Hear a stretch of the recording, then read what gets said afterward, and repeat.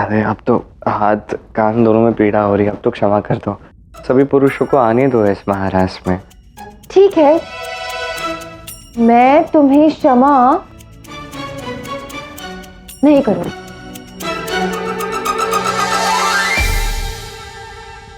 क्यों राधे, कर दो ना। देखो सभी पुरुष भ्रष्ट हो जाएंगे और महादेव तो मेरे आराध्य है, तुम्हारे शुभ चिंतक भी है। अब तो क्षमा कर दो राधा, तनिक सोचो तो सही।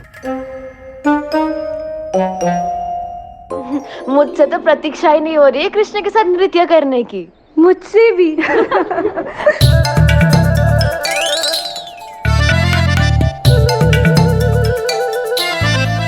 किंतु यहाँ तो कोई भी नहीं है। विशाखा, जाके पता तो करो ये सब ग्वालियर गोपियाँ कहाँ रह गई है। आ जाओ। ये कृष्ण अभी तक आया क्यों नहीं है? कहाँ रह गया होगा?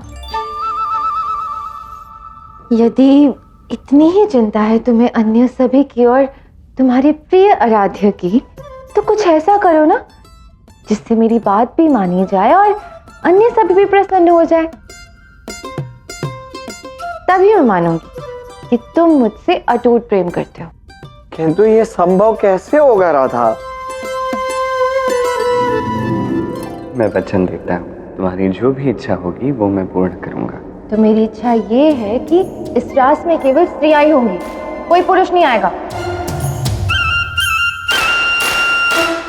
ठीक है, तुम रास के स्थल पे पहुंचो, मैं इस समस्या का समाधान लेके तुमसे वहीं मिलता हूँ। ठीक है, मैं भी देखना चाहती हूँ कि तुम इस समस्या को कैसे सुलझाते हो।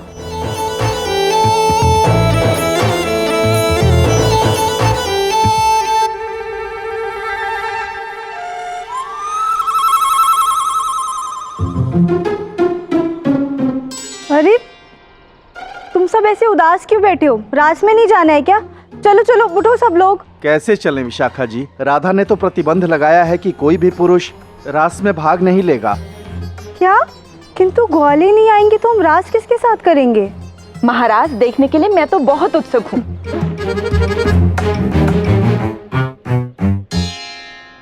राधा, हमने सुना है कि तुमने। बिल्कुल ठीक सुना है। आओ मैं तुम्हें सब बताती हूँ।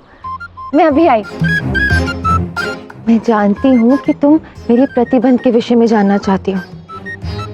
मैंने ये सब इसलिए किया क्योंकि मैं देखना चाहती थी कि कृष्ण मुझसे और तुम सबसे और बाकी अन्य गोपियों से कितना प्रेम करता है। किंतु क्यों राधा? कृष्ण ने तुम सबको वचन दिया है ना कि वो तुम्हारे साथ रास करेगा, तो देखते हैं कि वो अपना वचन पूर्ण कर पाता है या नहीं। हम सभी स्त्रियों को साथ में जाना चाहिए रास के लिए, और यदि उसे कोई समाधान मिलता है तो वो ले आएगा ना अन्य ग्वालों को साथ में। राधा, क्या हो गया? सब ठीक तो है ना? हाँ हाँ माँ, सब ठीक है। हम अभी आए, चले।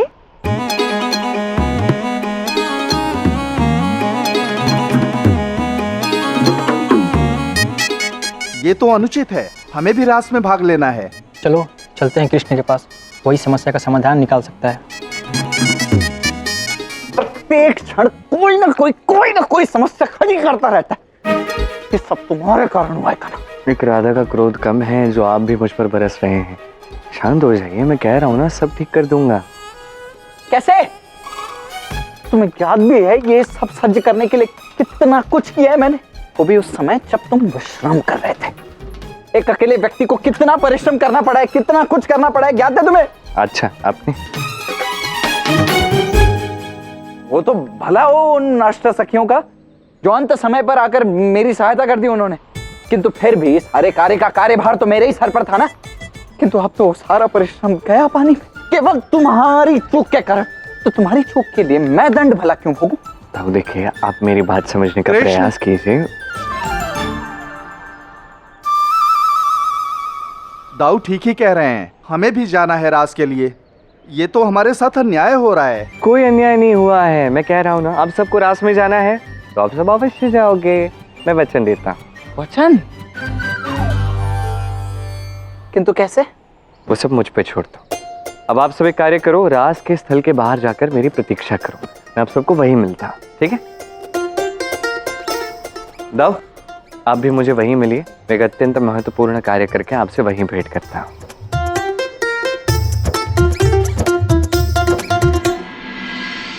महादेव, गौरी, मनुहार की कोई आवश्यकता नहीं है। मैं तुम्हें पहले ही कह चुका हूँ, तुम आराध्य के महाराज में अकेले ही चली जाओ। और ये आराध्य भी तो सबको वचन दे रहे हैं कि वो उन्हें स्वयं रास में लेकर जाएंगे, केवल एक मेरे पास ही नहीं आए।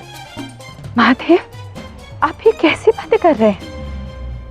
जैसे राधा और कृष्ण एक है, वैसे ही शिव और शक्ति भी। यदि आप नहीं जाएंगे तो मैं भी नहीं जाऊंगी। तुम जाओ, मेरी रास देखने की इच्छा तो बहुत थी, अभी नहीं तो फिर कभी पूर्ण हो जाएगी। तुम जाओ। आराध्य,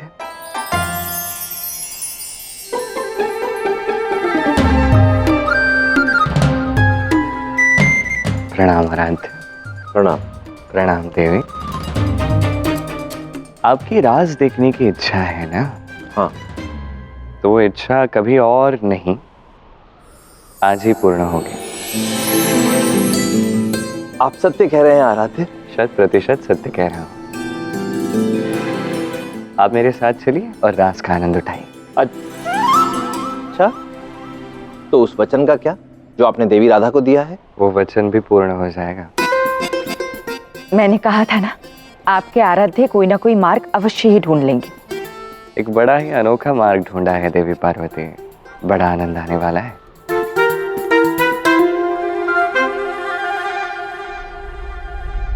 वो रही वृंदावन की सीमा। मैं आपसे एक बार फिर से पूछता हूँ महारानी, क्या कृष्ण से भेंट करने का आपका निर्णय अब भी निश्चित है?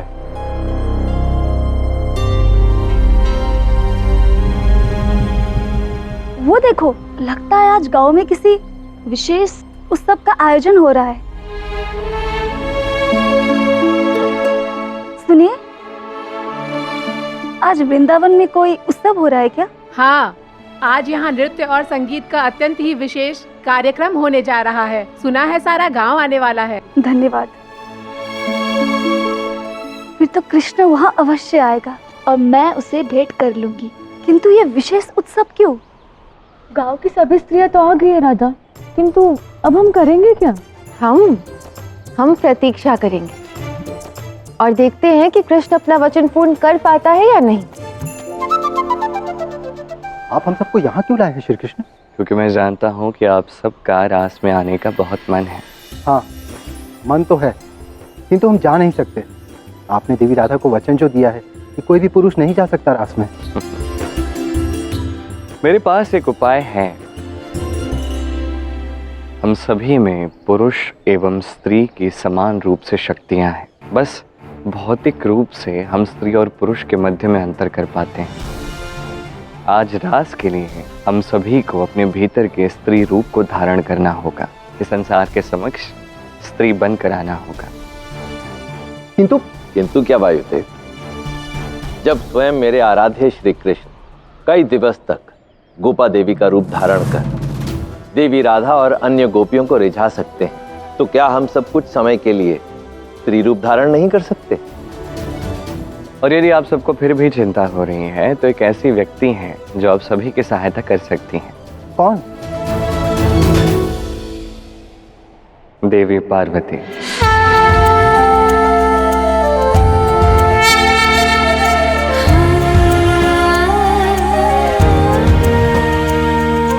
साक्षात प्रकृति है।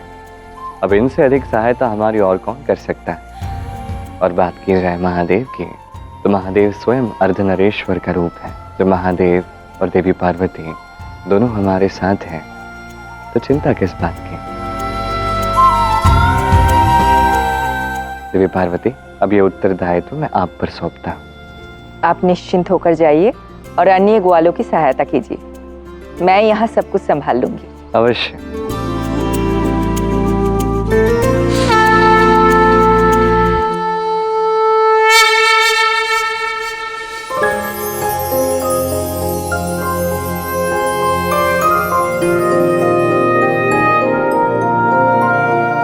कहाँ हो तुम कृष्ण? कैसे पहचानूं मैं तुम्हें इन सब ग्वालों के बीच?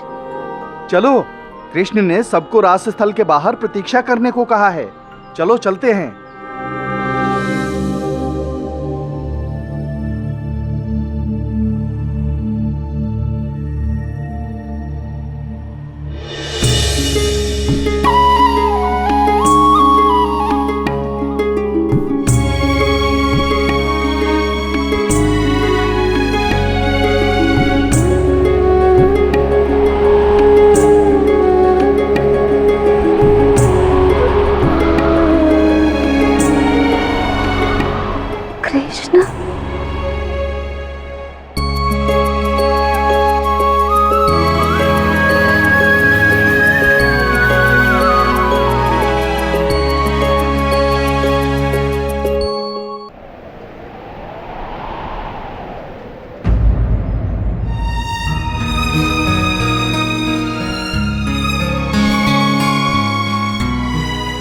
आपने कृष्ण को देखा था महारानी? नहीं, किंतु मुझे आभास हुआ जैसे कि वो यही है। कुछ तो दिव्य है उसमें। अब तो मैं और उत्सुक हूँ ये जानने के लिए कि वो कौन है, इतना मनमोहक कैसे है वो, और क्या करने वाला है आज की उस सब में।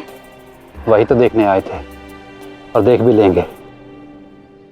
और यदि कोई दुर्बलता दिखी कृष्ण की तो महाराज कंस को भी बता दूंगा।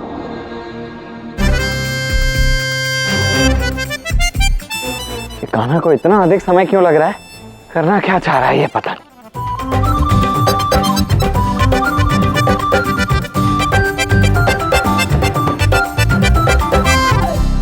कान्हा कहाँ रह गए थे तुम? हम सब कब से प्रतीक्षा कर रहे हैं तुम्हारी। अब क्या करूं, समस्या इतनी बड़ी है तो उसे सुलझाने में भी बड़ा समय लगेगा ना। बस वही सुलझा रहा था, किंतु चिंता की कोई बात नहीं है। अब हम राधा और सभी गोपियों के साथ रास करेंगे। तब सत्य में? किंतु ये संभव कैसे होगा? अरे आप में ना धैर्य ही नहीं है, थोड़ी प्रतीक्षा कीजिए और देखिए राधा स्वयं चलकर आएगी हमें आमंत्रित करने के लिए। ऐसा क्या किया है तुमने कि राधा स्वयं चलकर हमारे पास आएगी? राधा,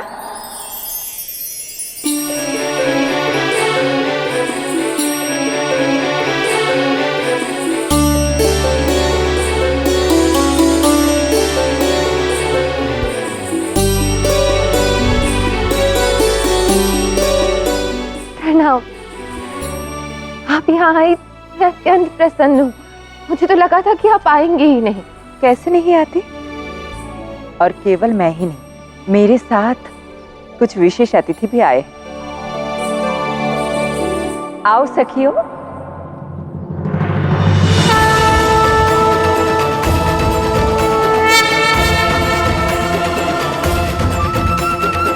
रास के रस की धुन यूं लागी,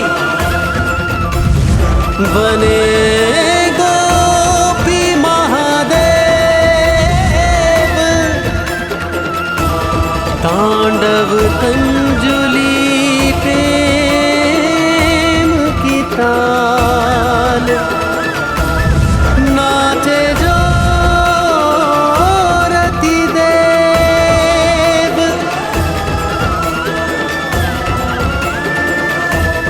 प्रणाम।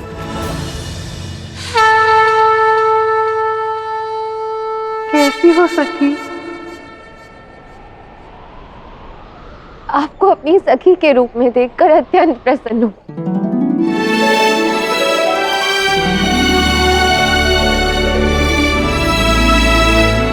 मैं अभी आई। बस प्रतीक्षा समाप्त होने वाली है। राधा कृष्ण की रासलीला शीघ्र ही आरंभ होगी।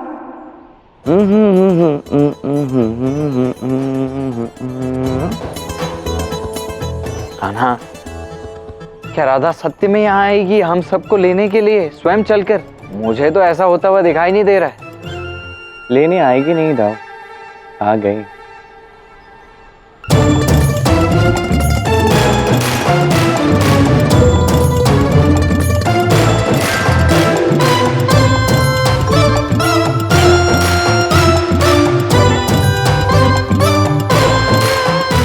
तो क्या अब मैं, दाऊ और सभी ग्वाले आ सकते हैं रास में?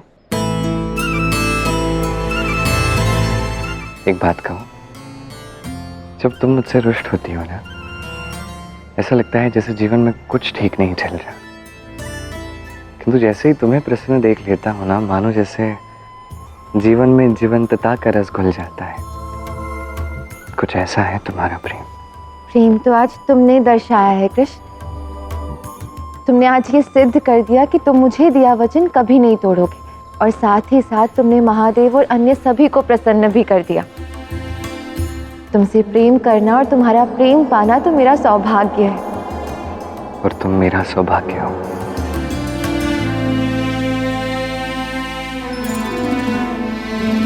सभी पुरुष रास में भाग ले सकते हैं, किंतु ये मत समझना कि मैं तुम्हें छेड़ना छोड़ दूंगी।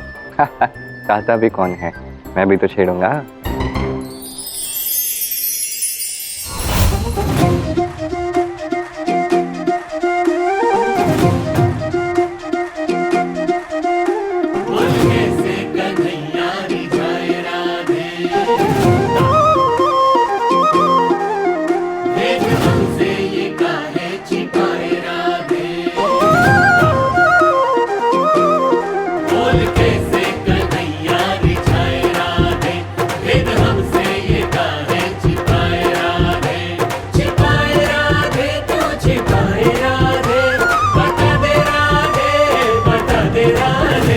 शाम बस में तेरे कैसे आए राधे।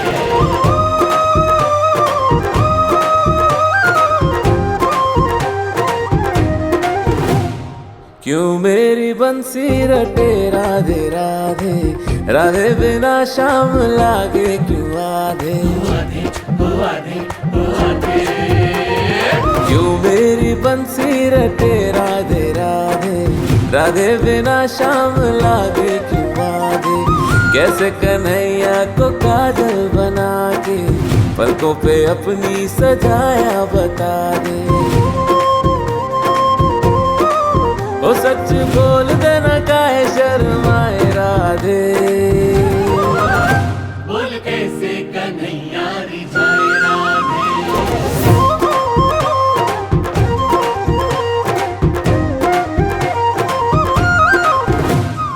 हर सांस जब शाम रंग में रंगाई, तब शाम ने मेरी थामी कलाई। थामी कलाई, थामी कलाई। हर सांस जब शाम